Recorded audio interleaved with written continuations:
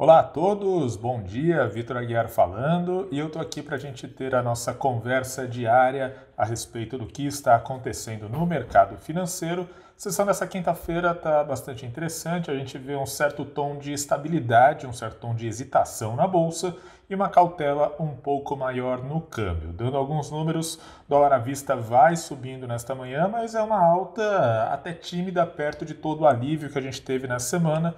Nesse momento vai subindo 0,9%, com isso volta ali ao patamar de R$ 5,13. Na bolsa a gente vê um comportamento mais oscilante, Ibovespa vai flutuando ao redor da estabilidade, com isso tenta se segurar no patamar dos 93 mil pontos. Ibovespa vai em linha com as bolsas lá fora. Nos Estados Unidos e na Europa, o dia também é marcado por essa estabilidade, por essa neutralidade, digamos assim. O que está movimentando os mercados hoje? Bom, por um lado, tem aí um certo otimismo em relação a alguns números da Europa. O Banco Central Europeu ele se reuniu hoje e ele ampliou o programa de compras emergenciais, o que na prática significa numa maior injeção de recursos no mercado. Mas, por outro, a Christine Lagarde, a presidente do BCE, ela manteve uma postura mais cautelosa, está projetando uma queda de mais de 8% do PIB da zona do euro neste ano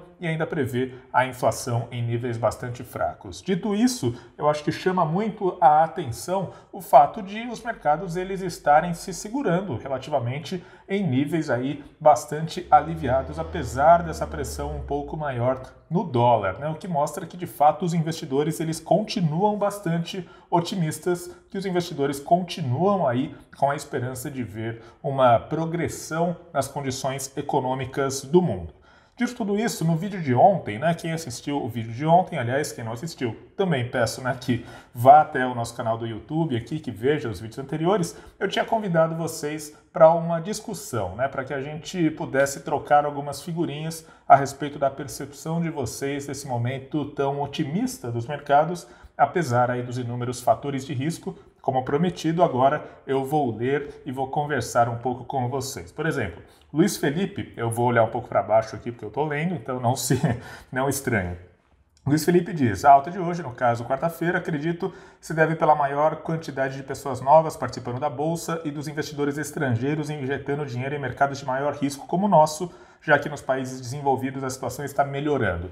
Esse argumento dos estrangeiros, eu também ouvi isso de alguns analistas, muita gente está com essa perspectiva, está com essa sensação de que o estrangeiro ele começa sim a injetar mais dinheiro nos mercados emergentes, muito porque por uma certa falta de opções. Então existe um cenário de liquidez excessiva no mundo e o Banco Central Europeu injetando mais dinheiro só reforça essa percepção e aí de alguma maneira esses recursos acabam indo para esses ativos mais arriscados como os mercados emergentes e aí, no caso o Brasil acaba entrando na conta. Se vocês buscarem notícias, dá para ver que os estrangeiros eles vêm de uma sequência muito grande de retirada de recursos, então é natural que, de certa maneira, alguns tentem recompor um pouco das posições em bolsa. O André disse aqui, muito estranho esse movimento, dados econômicos de desemprego de indústria mostram justamente o contrário, talvez a soma da antecipação do mercado com a melhora do coronavírus e a injeção massiva de dólares pelo Fed estejam alavancando essa alta, mas não deve se sustentar por muito tempo. Não sei se vai se sustentar, mas eu concordo com a sua leitura, viu, André? Eu acho que, de fato, essa questão dos recursos aí sendo injetados, ele acaba trazendo, digamos, uma alta artificial, entre aspas, e aí eu coloco bem entre aspas isso, por favor, hein, gente? Que realmente acaba trazendo essa distorção nos preços. Bom, quem mais aqui? O Haroldo diz, concordo com você, Vitor, a cautela é a palavra de ordem. Eu sempre sou uma pessoa mais cautelosa nos investimentos e eu sempre defendo que todo mundo deva ter hedging. Então, por mais que alguém que tenha comprado o dólar a 5,80, 5,90, por exemplo, e esteja vendo o dólar caindo agora para perto de R$5, talvez fique aí um pouco assustado, fique um pouco nervoso. O que eu digo o dólar sempre é uma boa opção na sua carteira, mantenha dólar sempre serve para proteger e nunca é um investimento à toa. Então, por exemplo, um dos nossos leitores aqui, o Renzo, diz que se posicionou em dólar a 5,94. Realmente, agora o dólar está a 5,13, Mas, ainda assim, eu acho que não é o caso de você sair vendendo e como se fosse dar um stop loss ali, como se fosse tentar estancar a perda. Eu acho que é melhor esperar, o dólar é muito volátil, a gente tem muitos fatores de risco no horizonte, viu, Renzo? Não fique desesperado.